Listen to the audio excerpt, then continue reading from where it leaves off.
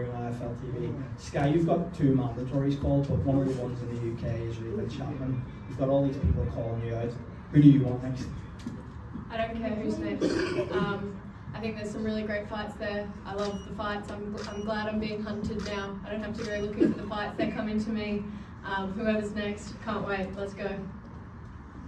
Just for me on that, Carl, I think that we've already planned to fight Raven Chapman. I have no problem fighting Tiara Brown as well, by the way. I think they're 2 really good fights, but all of our conversations with Queensbury have been around the Raven Chapman fight, so I think those guys have got to kind of sort it out themselves as to who is next, and we're happy to fight either of them. Yeah. Over here, you put on more of an offensive performance today. I don't know if you noticed, but Philly is known for being very harsh as it comes to sports fans. Very critical fan base here.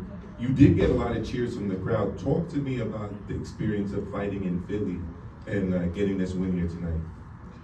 It was amazing. The atmosphere was amazing. I felt the crowd's presence. I felt the fans get behind me. And I was happy to put on a show. I feel like I'm showing little glimpses each time, a little bit more. And yeah, I showed out tonight for the fans, and I had fun in there. James Bell over here with the Boxing Source. Looked like you were real comfortable in the ring after about round 3 or 4. Did you feel like you were kind of like gauging the distance there in those first couple of rounds, and then after that you just pretty much like tried to school her? Yeah, that was the game plan. All of her stoppages had come in the first 3 rounds. So we knew she was going to be dangerous in the early rounds, and it was all about sticking behind the jab, gauging the distance and having a look at her. I feel like we stuck to the game plan perfectly tonight. And yeah, I think it worked well. Skye, Kevin Garcia with Fight Hype here. I know you just said a couple moments ago, you didn't really care who was next, you'd take on whoever, but in your division at 126 pounds, Amanda Serrano, who's fighting next week, is holding on to 3 of those belts. How interested are you in seeing Amanda Serrano in the ring in the near future? I've been chasing that fight for a while now. People talk about the back and forth. I wouldn't call it back and forth because we're not getting much back. I don't see her fighting at featherweight again in 2024, let alone maybe ever. So I am losing hope in that fight happening, which is unfortunate because I don't want to fight for vacant belts. I want to dethrone champions. I want to secure my legacy, and I want to beat the best to prove that I'm the best. So while it's frustrating, I'm not going to keep chasing something that she's not showing any interest in giving us. So I don't see that fight happening. Obviously it's the fight everyone in the featherweight division wants. But yeah, I'm kind of bored of chasing it. I think there's great fights to be made in the division without her anyway. So we're just going to focus on that for now and see what happens with the other belts. Thanks, Skye. Skye, Maurice Jones, 4 Points Boxing here. Great performance, by the way, tonight. Thank you. We got to see a little bit of a playful side with you in the ring, when you're taunting your opponent. Like, at what point during the fight that you knew, like, this girl just wasn't really on your level, and that you didn't have to go in there and be an aggressor and fall into her type of game, but fight your game and what your coach is telling you? I feel like I know that from round 1. I know that with pretty much everyone I fight. For me, I had fun in there. She was taunting me a little bit, trying to get me upset, I don't know, but I was comfortable throughout the whole fight. I don't think there was 1 second of that fight that I felt uncomfortable or out of control. The taunting and the showboating stuff's never from a place of disrespect either. It's just I'm having fun in there. Absolutely. Skye, what went into your ring walk song? How'd you come up with that one? I wanted a Philly artist. I wanted the crowd to enjoy the walkout as well. I love the trumpets and the intro of that song, which they skipped. So I was a bit bummed about that. It kind of went straight into the chorus, so I missed that bass drop, but we'll work on that for next time. Hey Skye, Mark Abrams, boxing on 15rounds.com.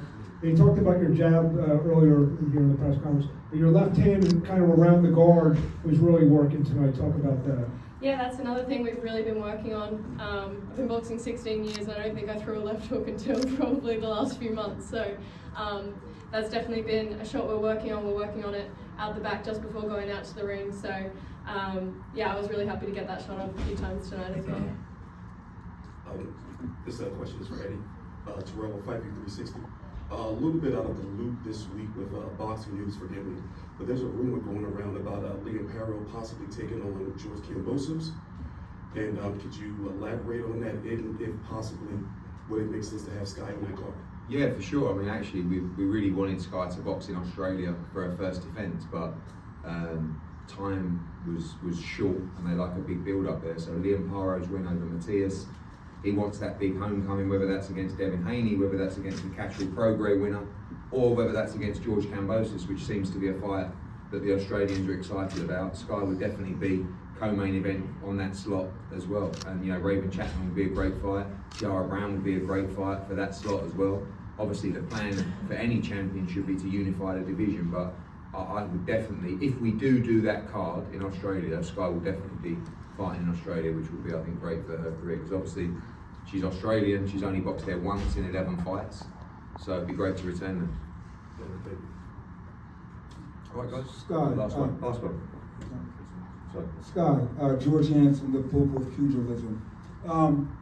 You just dominated. It was a wonderful performance, and you know you hit her with everything except the referee. At what point do you? I mean, you're just outclassing people and not getting touched. I mean, you didn't even break a sweat or get touched. At what point do you think you have to go for the knockout? Because people knockouts sell tickets. The art of boxing, hit and don't get hit, stay pretty, get paid. I mean, I think the crowd enjoyed the fight tonight. I think the fans enjoyed the fight tonight. I wasn't looking for the knockout, but I was hitting her with clean shots. She was a tough girl. I don't think every opponent would have taken the shots that she took tonight. We knew she was going to be tough. Her only defeat, she was very tough in that fight as well, didn't get stopped.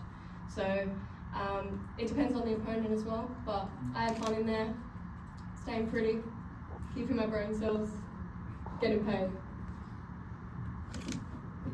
Right, guys, thank you. Well done, Skye.